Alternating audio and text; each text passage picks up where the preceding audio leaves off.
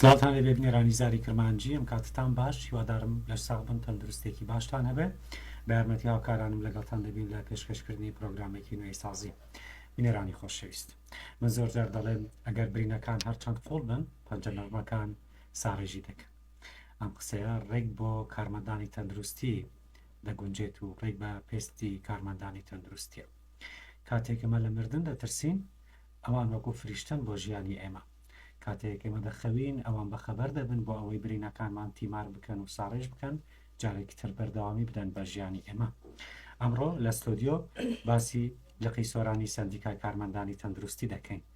گەلڤین شێروانی بەرپرسی لقی سۆرانی سەندیکای کارمەندانی تەندروستی لەگەڵمان دەبێتن. گەلڤین خان زۆر بەخێر بێت. زۆر سپاس. بەناوی خودای زۆر سپاس. بەناوی خودای گەورە و میهرەبان. ئەو کاتتان باش. هیوای سەلامەتی بۆ هەموو لایەک دەخوازین. دەستخۆش بۆ بەرنامەی بەڕێستان کە ئەوڕۆ بانگتان کردیمە و لێرە بۆ گفتوگۆکردن لەسەر سەندیکای کارمەندانی تەندروستی و پیشەی کارمەندانی تەندروستی. زۆر سپاس. دەمەوێت جارێ دەستپێک باسێکی سەندیکاکەم بۆ بکەین. بەڵێ. پێناسەی ڕێکخراوێکی پیشەیی تەندروستی دیموکراسی مرۆڤایەتی سەربەخۆیە. دروشمی ئێمە دروشمی پیشەی زانستی و مرۆڤایەتیە. کورتەیەکی مێژوو لەسەر سەندیکای کارمەندانی تەندروستی کوردستان درێژکراوەیەکی سەندیکای کارمەندانی تەندروستی پیشەییەکان لە سلێمانێ لە ساڵی 25/1/2000 لەگەڵ سەندیکای پیشەییەکانی تەندروستی کوردستان هەولێر بۆ ئەنجامی یەکگرتنی هەردوو سەندیکایەکان. کاتی هەردوو سەندیکایەکان کە خۆیان لە یەک گرت بووە هۆی ئەوەی کە لە 25/4/2000 یەکەم کۆنگرە لە هۆڵی میدیا لە پایتەختی هەولێر ئەنجام درا. ئەویش بۆ ئەوەی بوو کە بە پێکهێنانی ئەنجومەنێکی باڵای گشتی لەناو سەندیکای کارمەندانی تەندروستی کە پێکیانهێنا. دوای بەستنی کۆنگرەیەکی یەکەم کە لە شاری سلێمانی لە ڕاپەڕێن ئەویش لە 14/9/2000 ساڵی 2000 ئەویش لەوێ بەسترا. لەوێ کە کۆنگرە یەکەمیان لەوێ بەستی مەکتەبی تەنفیزی سکرتیارەتیان پێکهێنا هەر بۆیە دوای 9 ساڵ کە درێژەیان پێدا بووە هۆی ئەوەی یەکگرتنەوەی ئەنجامەکەیدا لە 21 ساڵی 2011 کۆنفرانسێکی ناوچەی ئەنجام درا. ئەوە پێناسەیە کە لەسەر سەندیکای. باش باڵێنە سەر لقی سۆران. لقی سۆران کە دامەزراوە ساڵی چەند ئەم لقە کراوەتەوە چەند کارمەندان هەیە؟ سەندیکای کارمەندانی تەندروستی لقی سۆران لە ساڵی 14/3/2012 لقی سەندیکای کارمەندان لێرە کرا. یعنی پێشتر هەر هەبووە بەڵام کە بووە لق لە 14/3/2012 کرایەوە. ئەو لقە کە کرایەوە لە ئیدارەی سەربەخۆی سۆران لە 3 نووسینگە پێک دێتن. لە 3 نووسینگە پێک دێ. نووسینگەک لە چۆمان، نووسینگەک لە ڕەواندز، نووسینگەک لە بارزان. دوو نوێنەراتیشمان هەیە، نوێنەراتی لە سیدەکان و نوێنەراتی لە خەلیفان. یعنی لقی سۆران نوێنەراتی ئیدارەی سەربەخۆی سۆران دەکات گشتی. بەڵێ. چەند ئەندامتان هەیە لە سۆران؟ 1650 ئەندامی سەندیکامان هەیە لە لقی سۆران بە ئیدارەی سەربەخۆی سۆرانەوە هەر هەمووی. بەڵێ. مەرجی بوون بە ئەندام لە ئێوە چییە؟ چ دەبێت چ مەرجێک هەبێ بۆ ئەوەی کەسێک بێتە ئەندام لای ئێوە؟ ئەو کەسێک کە دەبێتە ئەندام لە لای ئێمە دەبێت لە پەیمانگای تەکنیکی خۆیەوە کە ئێستا بووتە کۆلێژ لەوێ بڕوانامەی تەواوی کردبی کە هێنانی بڕوانامەکەی ئەبیتە ئەندامی سەندیکا لە لای ئێمە. و دواتر کە بۆ ئەندامی لای ئێمە وە ئیش دەکەویتن کاری بۆ ئەدۆزرێتەوە. بەڵێ.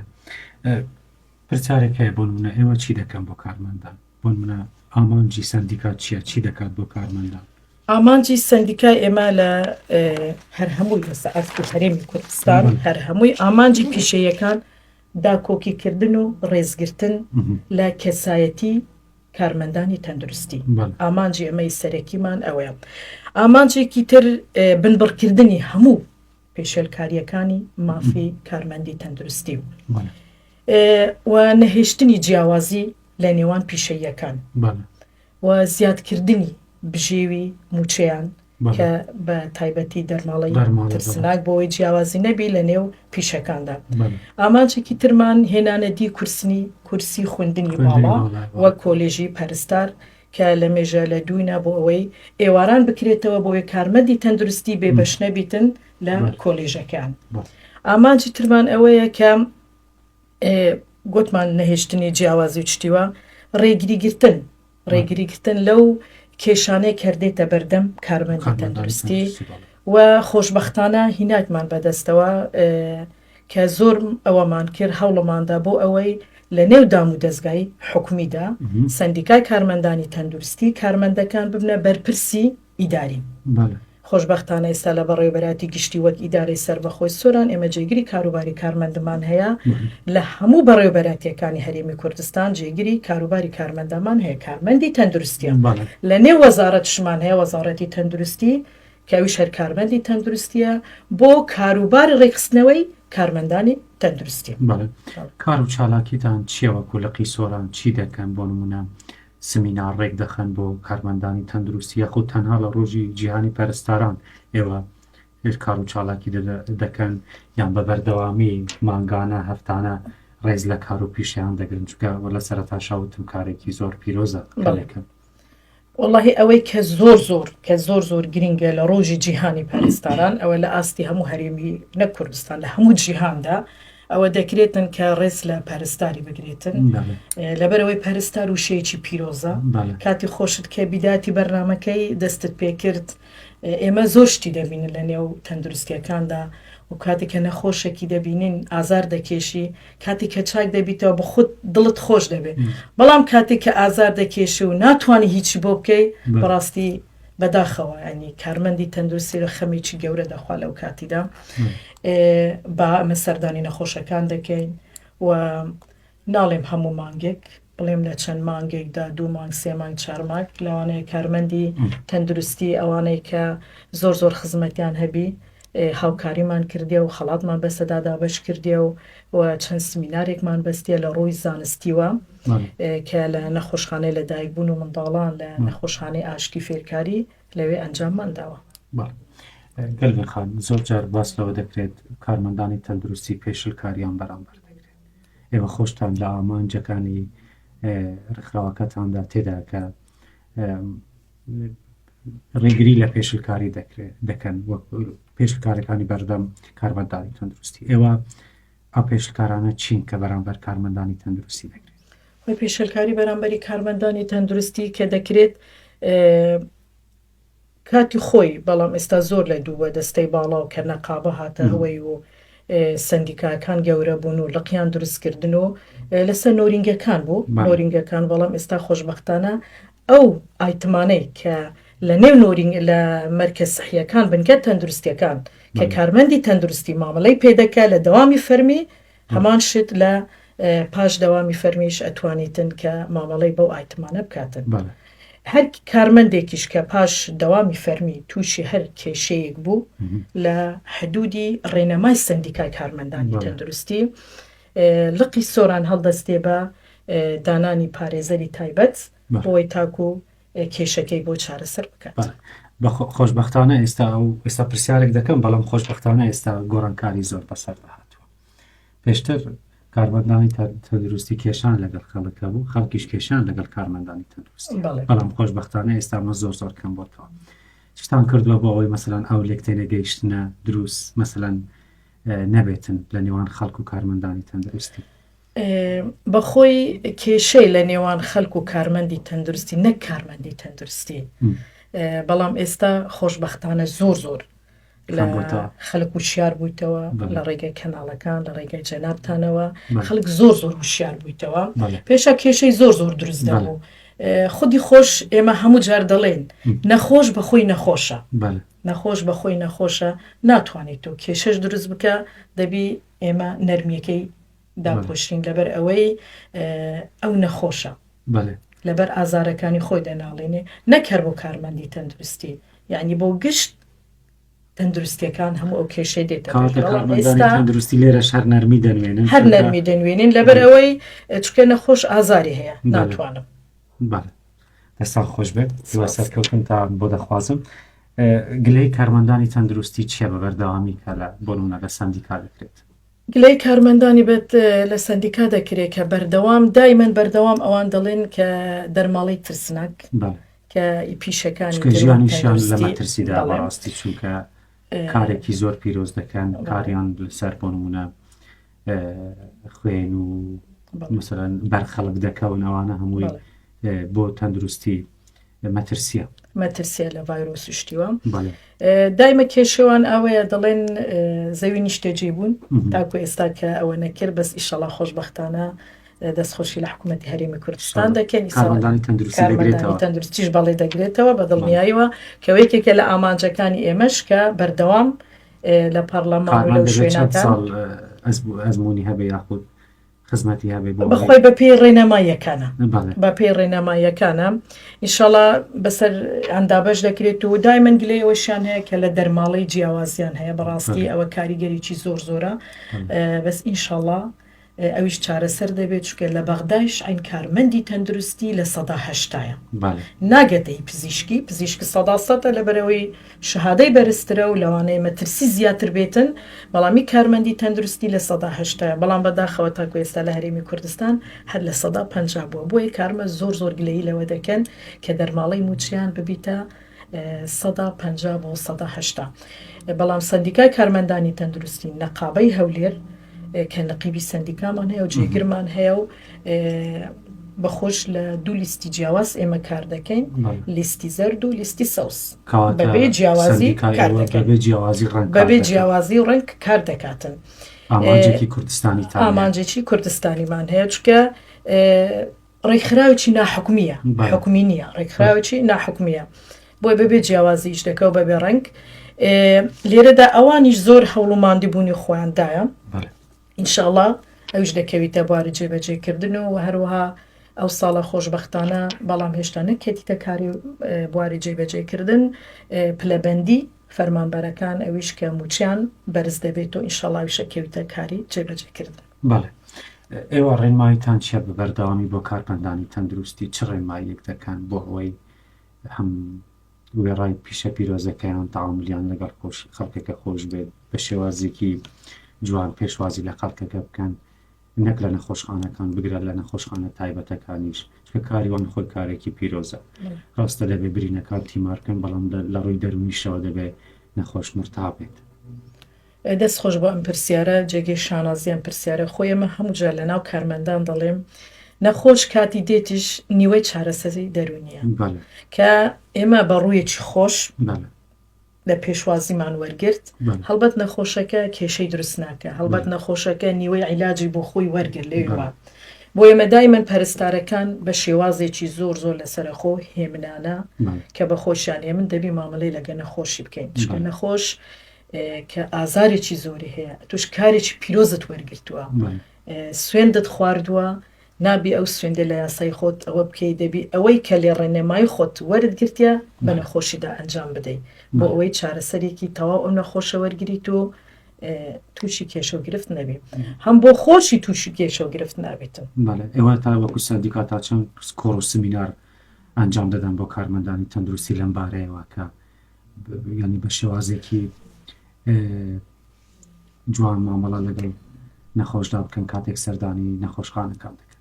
وڵی کۆڕ و سمینار بڵێم لەوانەیە لە ساڵی جارێک دووجار بەڵام ئەو ڕۆژانە کە ئێمە بەردەوام ئەو سندیکای کارمەندانی تەندروستە چکە هەر کارمەندی تەندروستیە لە نەخۆشخانەکان و بنکە تەندروستیەکان بەڕێوەبەری کارگێڕینە بەرپرسی بەشەکان هەر کارمەندی تەندروستیە جێگیری کاروباری کارمەندان هەر کارمەندی تەندروستیە ئەوان ڕۆژانە گفتوگۆ لەگە کارمەندی دەکەن و لەگە پەرستاری دەکەن و کە هەتا چەند مامەڵەیان کەن لەگە هاوڵاتیان و بۆ ئەوەی برینەکانیان تیمارکە نەک تووشی کێشیان بێت. هەر پرۆگرامێک کە میوانێکم دێت باسی گوندە دوورە دەستەکان دەکەین خان چکە ئیدارەی سەربەخۆی سۆران زۆرترین گوندی لەسەر دوورە دەستن ئێوە وەکو سەندیکای کارمەندانی تەندروستی چیتان کردووە بۆ گوندەکان؟ دەستخۆش لە بەڕێوەبەراتی گشتی تەندروستی سۆران دەکەین بەڕێز دکتۆر کامەڕان شێروانی بەڕاستی کە ئەو بەڕێوەبەراتی لێرە کێکراوە لە ئیدارەی سەربەخۆی سۆران هەنگاوێکی زۆر گرنگ بوو هەم بۆ کارمەندانی تەندروستی ئەو گوندانێک کە دوورە دەستن هەر کارمەندی تەندروستی تێدایە بله پزیشکی تێدانە لەو بەڵێ. گوندە دووردەستانە هەر کارمەندی تەندروستیە خۆشبەختانە تاکو ئێستا ئەتوانن لەگەڵ بەڕێ بەراتی گشتی تەندروستی سۆرانیش ئاماژەی پێ بکەن تاکو ئێستا هیچ کارمەندێک تووشی کێشە نەبووە بله لەو گوندانەی کە لەسەر حدودەکانیشن و هەموو خەڵکێکی چارەسەر دەکەین و خۆشبەختانە هیچ کێشە و گرفتێکیشیان نییە و هەم ئەو کارمەندە پاش دەوامی خۆی فەرمی ئێمە مۆڵەتمان پێداوە مۆڵەتمان پێداوە لەوێ کار دەکاتن لەوێ کار دەکاتن یعنی لە گوندێک بۆ نمونە پێویستی بە هیچ نییە مەگەر خوا نەخواستە نەخۆشیێکی زۆر قرسبی ئەوە سەردانی ئیدارەی سەربەخۆی سۆران نەخۆشخانەکان و دکتۆری پسپۆڕی خۆی دەبینیتن کارمەندی مەش کاتێک کە نەخۆشی دەبینی هەموو نەخۆشێک بەڕێناکە نەخۆش بەڕێناکە ئەگەر زانی باری تەندروستی ناجێگیرە ڕەوانی نەخۆشخانەکانی ئاشتی فێرکاری دەکات یان لە دایکبوون و منداڵانی فێرکاری دەکاتن بەڵام تاکو ئێستا هیچ کێشەیەکیان بۆ دروست نەبووە ئەوە خۆشتان لەوانەیە زیاتر ئاگاتان لێبی لە بەشی ڕاگەاندی خۆتان کە لەو گوندە دووربەستانە کە خەڵک دینن مەگەر حاڵاتێکی زۆر ئێمەرجنسی نەبی ئەگەنە لەوێ چارەسەریان بۆ ئەنجام دەدرێتن بابینە سەر کارمەندانی خۆبەخش لە ئیدارەی سەربەخۆی سۆران ژمارەیەکی زۆر کارمەندی تەندروستی خۆبەخش هەیە چەند کارمەندان هەیە بەداخەوە کە گوتم بەداخەوە زۆر لە مێژەیە ینی دەمێکی زۆرە لە ساڵی شەڕی داعش بووە لە کاتی کۆڕۆنا بووە کۆڕۆنا و نەخۆشیێکە بەڵاو بووە خۆبەخش هە لە نێو نەخۆشخانەکان کاری خۆیان ئەنجامداوە لە ئیدارەی سەربەخۆی سۆران ئەو ئامارەی کە لە بەردەستی سەندیکای خۆمانە نزیکە 900 کارمەندی تەندروستی خۆبەخش لە هەموو ئیدارەی سەربەخۆی سۆرانەیە یعنی منتیقەی بارزان و چۆمان و ڕەواندز و ئەو دەوروبەرانە هەمووی دەگریتەوە لە منتیقەی بارزان نازام لە ڕێژەیەکی کارمەندیان گرێبەست کران بەڵام لەو دەڤەرە هیچ کارمەندێک تاکو ئێستا نەدامەزرا و نەبووتە گرێبەستیش زۆر بەداخەوە ئێوەکو سندیکا چیتان کردووە بۆ ئێمە وەک سندیکە خۆشبەختانە ئێمە هەڵی کارمان بۆ دۆزیتەوە پاش دەوامی فەرمی هەڵی کار پێدانی مۆڵەت کە لە نۆرینگەی بۆ خۆی کار بکاتن یاخود کارتی کارکردن کە لە سنتەرەکان یان لە نۆرینگەیەک لە ژێر چاودێری کارمەندێکی دامەزرا و ئیش دەکاتن لە ئیدارەی سەربەخۆی سۆران نێزیکەی 900 مۆڵەت ئێمە دایتە کارمەندی تەندروستی لە هەردوو لایەن خۆبەخشان و کارمەندی دامەزراوەکان و 600 کارتی کارکردن بە زۆربەی کارتی کارکردن کارمەندی خۆبەخش دەگریتەوە لەبەرەوەی بە پێ ڕێنەماییەکانی سندیکای کارمەندانی تەندروستی تا 2 ساڵ 3 ساڵ 4 ساڵ ناتوانن مۆڵەتی وەرگرن تاکو ئەزمونێکی تەواویان هەبی لە نێو نەخۆشخانەکان و ئەوجا ئەتوانین مۆڵەتیان پێبێت کارمەندی خۆبەخش دەتوانێت ببێتە ئەندام لە سندیکای ئەمە زۆر باشە نەک هەر کارمەندی خۆبەخش هەر کارمەندێک کە سوندی یاسایی لە پەیمانگای خۆی یاخۆ لە کۆلێژی خۆی ئەنجامدا لەگە شەهادەی خۆی بیتە ئەندامی سندیکای هاوکاریتان وەک سندیکای کارمەندانی تەندروستی وەک هاوکاری کەسمان هاوکاری ناکە هەر نەقابەی خۆمانە وەک سندیکاکان چکە ئێمە لە ڕووی هاوکاریوە ڕسوماتمان هەیە چکە ئەو مۆڵەتە ئێمە کە ڕسوماتیان لێ وەردەگرین تەنە ئەو هاوکاری خۆمانە دێنە هیچ هاوکاریەکمان ڕێگریەکانی بەردەمکاریەوە چی ڕێگریەکانی بەردەمکاری ئێمە ئەوە بوون کە پێشان گواوایە نابی کارمەندی تەندروستی پاش دەوامی فەرمی لە 18 ئایتم زیاتر بتوانین لە نۆرینگەی خۆی دابنێتن لە 18 ئایتم پێم واشە 18 ئایتم کە تەماشای دەکەی نیوەی ئایتم دەرزیە حەبیژانە سەرە و موسەکەناتە ئەو شتانەیە کە لە دەوامی فەرمی کار دەکاتن بێجگە لە سەروی 200-300 ئایتمی ئیش پێ دەکاتن ئەوە زۆر ڕێگری بەرامبەریم کرد بەڵام خۆشبەختانە بۆ ساڵی ئەو ساڵی خۆمان کە لە ڕێنەمای سندیکای کارمەندانی تەندروستی ئەوەمان جێبەجێ کرد لەگە ئەنجومەنی وەزیران و لەگە پزیشکە بەڕێزەکان و لەگە دکتۆری دەرمانسازان کە ئەوامان کرد کارمەندی تەندروستی بتوانین لە نۆرینگەکان هاوشێوەی بنکەی تەندروستیەکان ئایتمی خۆی دابنێتن خۆشبەختانە ئەوەمان چارەسەر کرد سندیکای کارمەندانی تەندروستیش لە ئیدارەی سەربەخۆی سۆران هەر سندیکای ئێمە نییە وەک تەندروستی سندیکای پزیشکانمان هەیە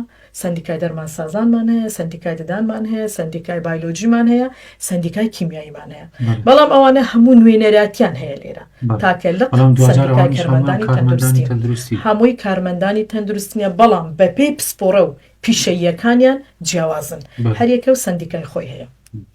دەستان خۆش بێت سەرکەوتنتان بۆ دەخوازم لە کۆتاییدا چی دەکەن ئێوە پلانتان چییە بۆ کارمەندانی تەندروستی؟ پیلانی ئێمە بۆ کارمەندانی تەندروستی و پێشخستنی زانستیە ئەرکی ئێمەیە کە بیداتشم باسکە ڕێکخراوێکی پێشەیەکی تەندروستی دیموکراسی مرۆڤایەتیە درشمی ئێمەش پیشەی زانست و هەر مرۆڤایەتیە و هیوادارین ئینشاڵڵا بۆ ساڵی داهاتوو ئەو ئامانجانێک کە تازەم باس کرد لەگە نقابەی دەستەی باڵای خۆمان ئینشاڵڵا یەکە بەیەکە خاڵەکان چارەسەر دەکرێن و هیوای سەرکەوتن بۆ هەموو کارمەندانی تەندروستی دەخوازم لێرەوە چاویان ماچ دەکەم. زۆر سپاس مەمنونم سەلامەت زۆر سپاس زۆر سپاس. لە کۆتاییدا چیت هەیە؟ تەندروستیەکی باش بۆ هەموو هەرێمی کوردستان و ئینشاڵڵا کارمەندی تەندروستی لە هەموو خاڵەکانی خۆیداوە سەر دەکەوێت و ئینشاڵڵا کارمەندی تەندروستیش بە ڕوحێکی ئینسانیەوە کاتی لەناو دام و دەستگای حکوومەت کار دەکات و مامەڵێکی وای لەگە نەخۆش بکە بەبێ جیاوازی لە ئاینیدا و وەک داک خوشکی خۆی حسابکەتن. خۆش بێت هیوا سەرکەوتن کارتان کارێکی پیرۆزە هیوادارم خەڵکیش ڕێز لە کارە پیرۆزەکەتان بگرێت. زۆر سپاس بۆ گەلوین شێروانی بەرپرسی لقی سوێرانی سندیکای کارمەندانی تەندروستی کامڕا لە نێو ستۆدیۆ بوو. سپاس بۆ بینەریتان سپاس بۆ هاوکارانمان تاڵقێکی تر و پرۆگرامێکی تر تەندروست باش بن. هیوادارم هیچ کەس پێویستی بە کارمەندی تەندروستی و نەخۆشخانەکان نەبێت. خواتان لەگەڵ.